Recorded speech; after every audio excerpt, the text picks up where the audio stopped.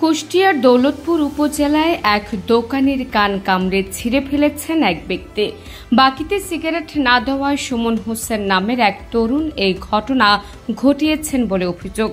গতকাল সোমবার সকালে উপজেলার সদর ইউনিয়নের পচামাদিয়া গ্রামে এই ঘটনা ঘটে।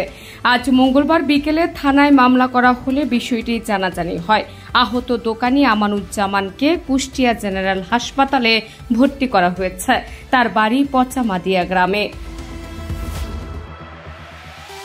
পুলিশ ও স্থানীয় সূত্রে জানা গেছে, আমানুজ্জামানের দোকানে প্রতিবেশী সুমন হোসেন বাকিতে সিগারেট নিতে যান। তিনি বাকিতে সিগারেট দিতে রাজি না হয়ে বকেয়া টাকা পরিশোধ করতে বলেন।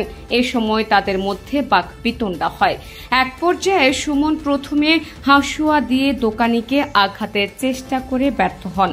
পরে হঠাৎ দোকানের ডান কান কামড়ে ছিঁড়ে ফেলে দৌড়ে পালিয়ে যান। স্থানীয় লোকজন আহত আমানুজ্জামানকে উদ্ধার করে কুষ্টিয়া জেনারেল হাসপাতালে ভর্তি করেন।